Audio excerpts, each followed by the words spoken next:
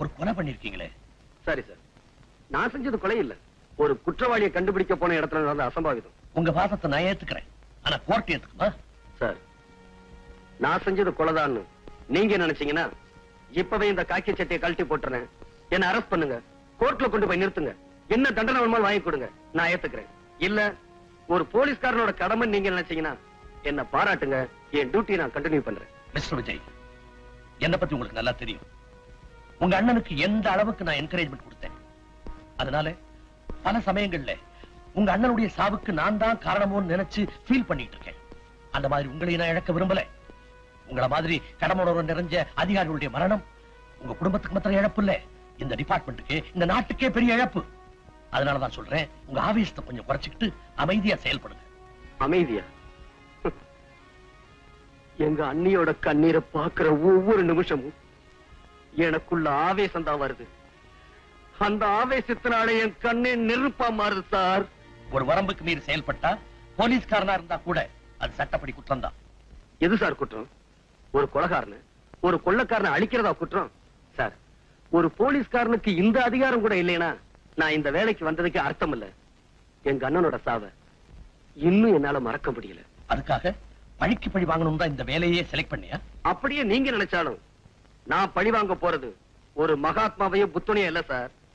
இந்த நாட்டையே சுடுகாடா மாத்திக்கிட்டு இருக்க சமுதாய விரோதிகளை, அவங்களுடைய அழிவு எனக்கு மட்டும் நிம்மதியை கொடுக்க போறதில்ல சார், இந்த நாட்டு மக்களுக்கு அமைதியை கொடுக்க போகுது. இப்ப சொல்லுங்க சார், ஒரு போலீஸ்காரனா இருந்து இந்த நல்ல காரியத்தை செய்யட்டுமா, இல்ல இந்த டிரெஸ்ஸ தூக்கி எறிஞ்சிட்டு ஒரு தனி மனுஷனா நின்னு என் கடமையை செய்யட்டுமா? Go ahead, Vijay. ஒரு சர்வீஸ் இந்த டிபார்ட்மெண்ட் இழக்க தயாரா இல்ல, அதே சமயத்துல உன் உயிரையும் இழக்க விரும்பல, அதை ஞாபகத்துல வச்சுக்க.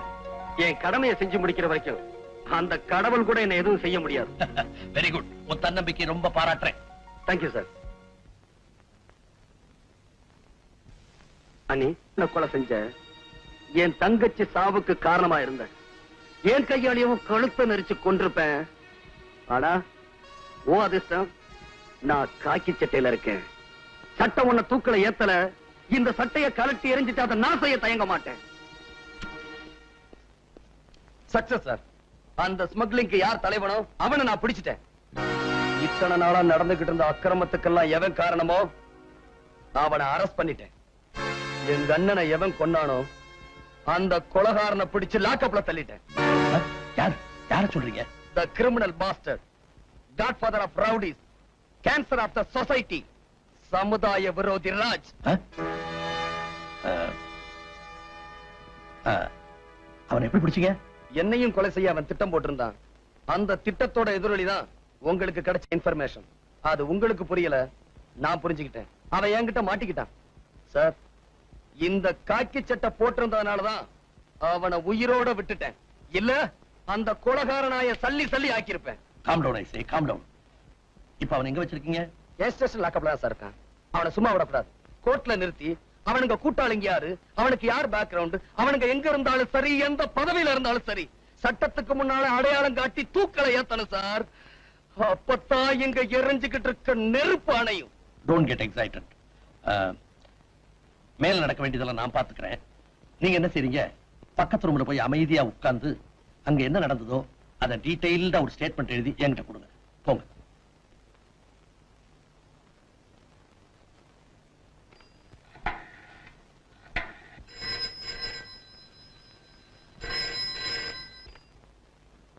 எஸ். ஹலோ, அங்க இன்ஸ்பெக்டர் விஜய் இருக்காருங்களா? பக்கத்து ரூம்ல இருக்காரு, கனெக்ட் பண்றேன். ஹலோ, விஜய் பேசுறேன். விஜய், விஜய் நான் அண்ணி பேசுறேன்ப்பா. என்ன நீ? விஜய் நம்ம மோசம் போயிட்டோம். விஜய் நம்ம மோசம் போயிட்டோம். இவ்வளவு நாளா நடந்த கொலை கொள்ளை இதுக்கெல்லாம் காரணம் வேற யாரும் இல்லப்பா, உங்க உங்க அந்த டிஜி தான். அவ படுவாவி நல்லவ மாதிரி நடிச்சு நம்ம குடும்பத்தை நாசம் பண்ணிட்டா விஜய். அது மட்டும் இல்ல விஜய், நம்ம ஜீவிதா இல்ல, அவங்க அப்பாவை சுட்டு கொலை பண்ணது கூட அவன்தான். ஆமா, அது ஒரு வீடியோ கேசட்ல பதிவாயிருக்கு. ஐயோ, அது என் கண்ணால பார்த்தேன் விஜய், என்ன நம்ப விஜய். விஜய், அது மாத்திரம் இல்ல, அந்த கேசட்டுக்காக நம்ம ரேவதிய அந்த பாவிங்க கொன்னுட்டாங்க. ஆமா, அது இங்கதான் இருக்கு, வீட்டுல தான் இருக்கு. ப்ளீஸ் நீ இப்பவே தயவு செஞ்சு வாயே, வந்துறேன் ப்ளீஸ். இதோ வந்துட்டேன்.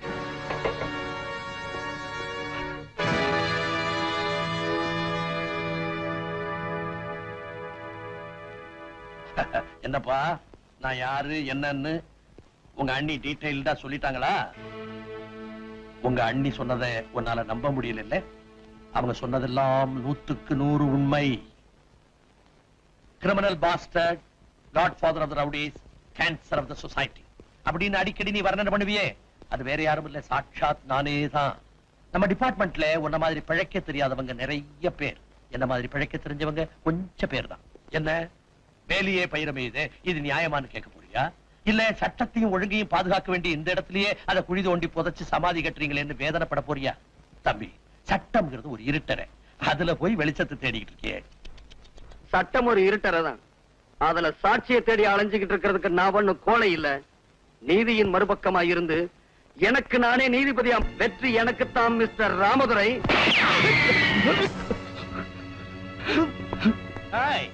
சட்டம் பேசுற சின்ன பையன், உன் கொட்டத்தை அடக்கி இந்த நாட்டுல எங்க பட்டத்தை பறக்க விடுறேன் பாடுற. உன் கோட்டம் லாக்கப் என்ன ஒண்ணும் பண்ண முடியாது. ராஜ், அந்த வீடியோ கேசட் இவனுடைய அண்ணி கையில தான் இருக்கு. அதை உடனே நாம கைப்பற்றி ஆகணும், இல்லைன்னா நம்ம எல்லாருக்குமே ஆபத்து. உண்மையை தெரிஞ்சுட்டு அந்த பொண்ணு உயிரோட இருக்க கூடாது. அவள் நான் தீர்த்து கட்டிடுறேன், இவனை நீ கவனிச்சுக்க. கவலையே படாது, அவனை நம்ம ஃபேக்டரிக்கு கொண்டு போய் சமாதி வச்சிரு. இவன் அண்ணி டெட் பாடியோட நீ அங்க வந்து சேரு.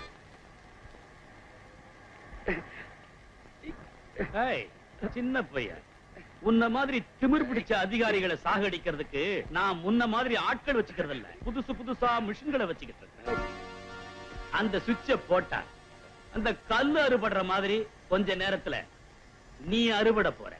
இது வரைக்கும் உருளைக்கிழங்கு சிப்ஸ் தான் பார்த்திருக்கிறேன், இப்போ உன்னை சிப்ஸா போட போறேன். போடவா?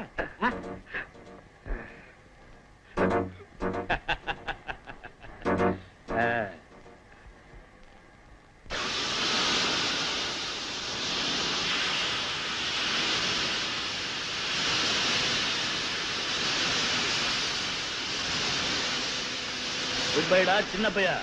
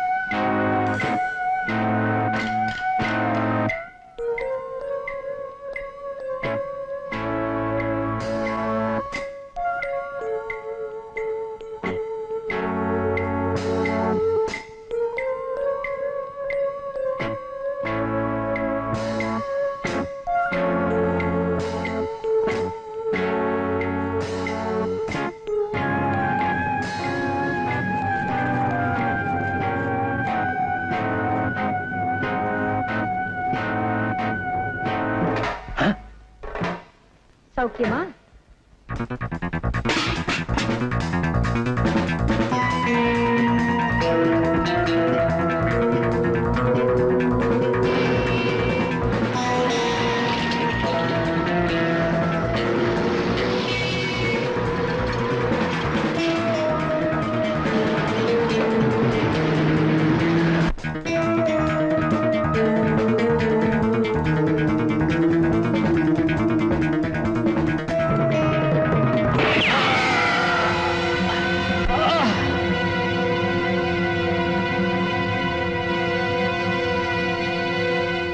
யுவர் ஆனர், மிஸ்டர் விஜய் செஞ்ச கொலைகளுக்கு கணக்கே கிடையாது. காக்கி சட்டையை போட்டுக்கிட்டு காட்டுல மிருகங்களை வேட்டையாடுற மாதிரி நாட்டுல தனக்கு வேண்டாதவங்களை எல்லாம் சுட்டுக் கொள்றதுதான் இவருக்கு தொழில் நினைக்கிறேன்.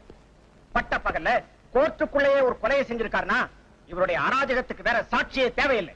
ஆகவே இந்த கொலைகாரனுக்கு அதிகபட்ச தண்டனை வழங்க வேண்டும் என்று கேட்டுக்கொள்கிறேன். இந்த குற்றச்சாட்டுகளுக்கு நீங்க ஏதாவது பதில் சொல்ல விரும்புறீங்களா? இல்ல சார், நான் சட்டத்தை மதிச்சு வாழ்ந்துகிட்டு இருந்தவன், அந்த சட்டம் செத்துறக்கூடாதுன்னு போராடிக்கிட்டு இருந்தவன், சட்டப்படி என் கடமையை செஞ்சுக்கிட்டு இருந்தவன். அதனால அந்த சட்டம் என்ன தண்டனை கொடுத்தாலும் அதை ஏத்துக்க நான் தயாரா இருக்கேன். உங்களுக்காக வாதாட வக்கீல் யாராவது இருக்காங்களா? ஒரு மனுஷன் பிறக்குறான், வாழுறான், சாகுறான்னு இல்லாம அவன் வாழ்க்கை ஒரு சரித்திரமா அமையணும்னு எங்க அண்ணன் அடிக்கடி சொல்லுவாரு. அப்படி ஒரு சரித்திரத்தை என்னால எழுத முடியலனாலும் எங்க அண்ணனோட ஆத்மா சாந்தி அடையக்கூடிய விதத்துல நான் ஒரு சாதனை செஞ்சிருக்கேன்னு நினைக்கிறேன்.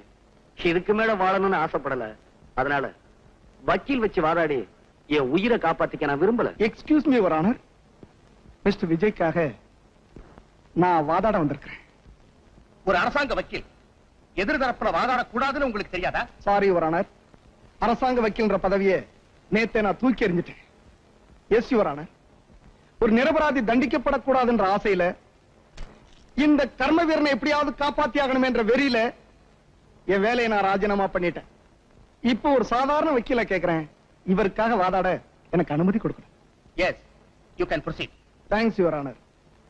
அரசாங்க வக்கீல் நண்பர் வேதாச்சலம் கூண்டுல நிக்கிறது யாருன்னு கூட தெரிஞ்சுக்காம கண்ணை மூடிக்கிட்டு குற்றங்களை அடிக்கிட்டே போயிட்டார்.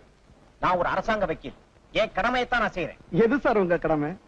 1000 குற்றவாளிகள் தண்டனையிலிருந்து தப்பிக்கலாம், ஆனா ஒரு நிரபராதி கூட தண்டிக்கப்படக்கூடாதுன்றத நம்ம தர்மம். காட்டு மிருகங்களை வேட்டையாடுறவனுக்கு பேரு கொலகாரம் இல்ல மிஸ்டர், வேட்டக்காரன்.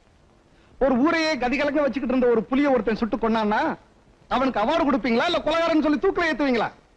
நாட்டுல நல்லவங்க வாழணும், கெட்டவங்க தண்டிக்கப்படணும், அதுக்கு தான் நாம படிச்ச சட்டம் பிரயோஜனப்படணும்னு இந்த கோர்ட்ல நான் பல தடவை சொல்லி பார்த்துட்டேன். நம்மள மாதிரி வக்கீலுங்க மனசு வச்சா லஞ்சம், ஊழல், அராஜகம் அழிஞ்சு போய்கிட்டு இருக்கிற இந்த நாட்டுடைய தலையெழுத்தையே மாத்திட முடியும்.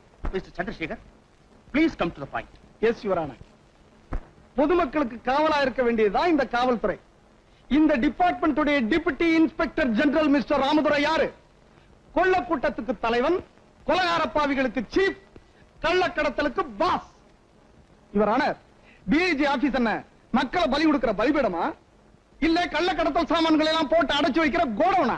அவர் மேல இவ்வளவு குற்றச்சாட்டுகளை சொல்றீங்களே, இதுக்கு உங்ககிட்ட ஏதாவது ஆதாரம் இருக்கா? இருக்கு யுவர் ஆனர். டிஐஜி ராமதுரை ஒரு கொலைகாரன். அதுக்கு சாட்சி அவர் ரத்னசாமியை கொலை செய்யும் போது எடுக்கப்பட்ட இந்த வீடியோ கேசட். ராமதுரை ஒரு கொள்ளைக்காரன், ஒரு கடத்தல் மன்னன். இதுக்கெல்லாம் சாட்சி இந்த ஃபைல்ல இருக்க ரெக்கார்ட்ஸ்.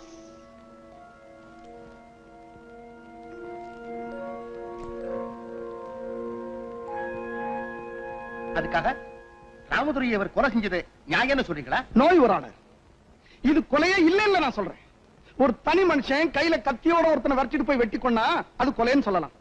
ஒரு பயங்கரமான குற்றவாளிய ஒரு போலீஸ் அதிகாரி பிடிக்கணுமே துரத்துறான், அவன் தப்பி ஓடுறான். தப்பி ஓடின புலி கடைசியில பதுங்கின இடம் கோர்ட். சும்மா பதுங்குச்சு? நோ, அங்கிருந்து துப்பாக்கி எடுத்து போலீஸ்காரன் நெஞ்சுக்க குறி வச்சிருச்சு. என் கட்சிக்காரர் என்ன பண்ணுவாரு? தன்னை காப்பாத்திக்க வேணாமா? எங்க தன்னை சுட்டுடுவானோன்ற பயத்துல அவனை இவர் ஷூட் பண்ணிட்டாரு. அது படாத இடத்துல பட்டு போச்சு, அவர் இறந்து போயிட்டார். இது எப்படி கொலை ஆகும் நான் கேட்கிறேன். இவர் ஆனர், என் கட்சிக்காரோட இன்டென்ஷன் அவனை கொலை பண்ணணும்ன்றது கிடையாது, அந்த கொலைகார பாவிட்டு இருந்து தன்னை காப்பாத்திக்கணுமேன்றதான். இதை என்னால நம்ப முடியல. காக்கி சட்டையை போட்டுக்கிட்டு தன்னை ஒரு போலீஸ்காரன் சொல்லிக்கிட்டு தன் குடும்பத்தை கெடுத்தவனை இவர் திட்டம் போட்டு தான் பழி வாங்கியிருக்காரு நான் சொல்றேன். அப்படி நான் பழி வாங்கணும்னு நினைச்சிருந்தா ராமதுரை எங்க அண்ணிய கொலை செய்ய என் வீட்டுக்கு வந்தாரே, அப்பவே நான் அவரை சுட்டு கொன்னு இருக்கலாம். அது மட்டுமல்ல, எங்க அண்ணனை கொலை செஞ்ச ராஜுவ என் கண்ணு முன்னாடியே என் தங்கச்சி கழுத்த நெரிச்சு கொன்னாங்களே, அதுக்கு காரணமா இருந்த ராஜுவ என் கையாலேயே கொன்னு என் பழியை தீர்த்திருக்கணும். செய்யல. சட்டப்படி அவளை அரெஸ்ட் பண்ணி லாக்கப்ல வச்சிருக்கேன். இவர் ஆனர், போலீஸ் டிபார்ட்மெண்ட்ல பொறுப்புள்ள கடமை உணர்வுள்ள போலீஸ்காரங்க ரொம்ப குறைவு. அதாவது லட்சத்துல ஒருத்தர்னு சொல்லலாம். அந்த லட்சத்துல ஒருத்தனுக்கு தண்டனை கொடுத்து உள்ள அனுப்பிட்டு நம்மள நாமே அனாதை வைக்கணுமா? எஸ் யுவர் ஆனர், நாளைக்கு உங்களுக்கே பாதுகாப்பு இல்லாம போயிடும். நீங்க என்னதான் சொன்னாலும் ஒரு பொறுப்புள்ள போலீஸ் அதிகாரி கோர்ட்டுக்குள்ளேயே இப்படி ஒரு கொலை செஞ்சதை என்னால ஒத்துக்கவே முடியல. அப்போ கொலை செஞ்சது கூட நியாயப்படுத்திடலாம், அது இந்த கோர்ட்டுக்குள்ள நடந்துடக்கூடாதுன்னு சொல்றீங்களா? ஏன் நீதியை காப்பாற்ற வேண்டிய இடத்திலேயே ஒருத்தர் இப்படி துப்பாக்கி எடுத்துட்டா அப்புறம் அந்த புனிதமான இடத்துக்கு என்ன மரியாதை இருக்கு? அந்த நேரத்துல அந்த மிருகத்தை இவர் கொல்லாம விட்டுருந்தா அந்த மிருகம் இவரை கொண்டு இருக்கும். அடுத்த நிமிஷம் நாடு ஒரு நல்ல போலீஸ்காரன் இழந்திருக்கும். அப்படிப்பட்ட நிலைமையில ஒரு மனுஷனுக்கு தான் உயிரை பத்தி தான் நினைவு இருக்குமே தவிர தான் நிக்கிற இடம் கோயிலா கோட்டான்ற நிதானம் இருக்காது இவரானர். ஆகவே இவரானர் தன்னுடைய உயிரை காப்பாத்திக்கிறதுக்காகத்தான் இந்த சம்பவம் நடந்திருக்கின்றத தயவு செஞ்சு எண்ணி பார்த்து என் கட்சிக்காரர் இன்ஸ்பெக்டர் விஜய்க்கு மட்டுமல்ல இவரை போல கடமையே பெருசா நினைச்சு வாழ்ந்துகிட்டு இருக்கிற மத்த போலீஸ் அதிகாரிகளுக்கும் ஊக்கம் தரும் வகையில தங்களுடைய தீர்ப்பு இருக்கணும்னு தாழ்மையா கேட்டுக்கிறேன். இந்த வழக்கை பொறுத்தவரை சந்தர்ப்ப சூழல்களை வைத்து பார்க்கும்போது குற்றஞ்சாட்டப்பட்ட இன்ஸ்பெக்டர் விஜய் தன் கடமைக்காகவும் அதே நேரத்தில் தற்காப்புக்காகவும் தான் இதை செய்தார் என்பதும் நியாயமானதாக ஏற்றுக்கொள்ளப்பட்டதால் மிஸ்டர் விஜய் அவர்களை குற்றவாளி அல்ல என்று தீர்மானித்து விடுதலை செய்கிறேன்.